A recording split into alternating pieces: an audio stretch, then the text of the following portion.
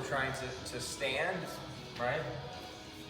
Framed off here where we're more kind of interested in doing a sweep of some sort, or entering into his legs from a seated position. He makes the move to stand up, right? So immediately, again, I can't stress this enough, we're making sure that we're in a mirror image of him.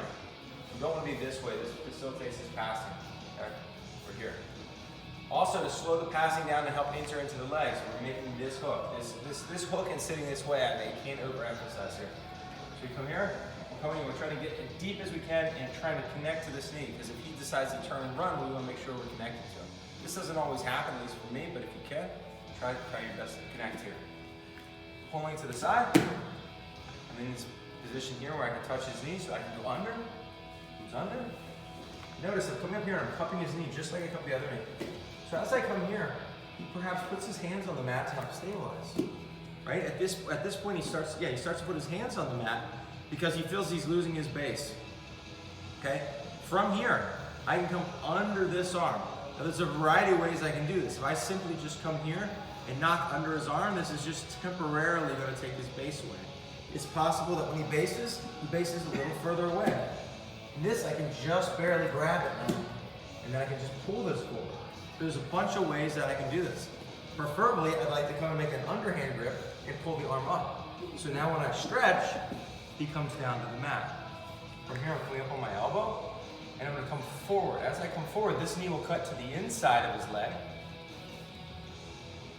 Right?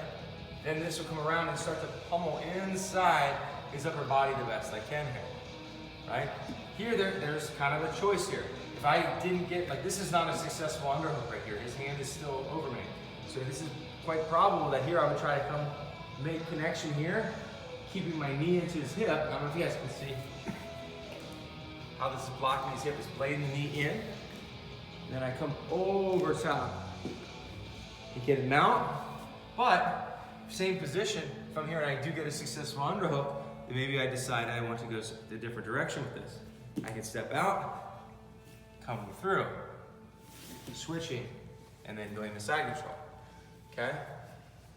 So once you get the hand versus running away like the other day, there's a better chance that you can play this all the way through and facilitate the pass with the sweep, okay? So let's look at this again.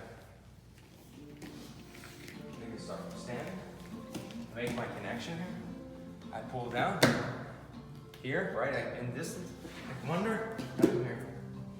And because he knows about the takedown sweep, he doesn't want to run this way. He's actually maybe start to run jabs, put your hands down.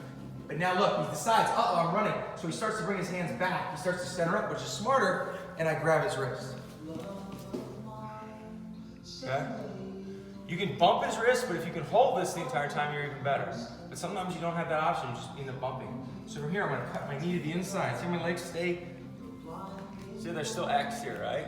I'm trying to give a lot of space so you guys can see what's going on here. Use this to pull myself up, the scoop grip, pull myself up, connecting my knee. This comes around and tries to pummel under and create the underhook. If I get the underhook, then I can kind of go a bunch of different ways with this, because I feel more comfortable with them. If I just come here and I'm over top, then perhaps this just comes in cross faces, and I slide my knee across the belly and go to mount. If not, I get my underhook, then I can go to mount or, right? Get one of my side control positions. Make sense? You see this once? Okay, let's go.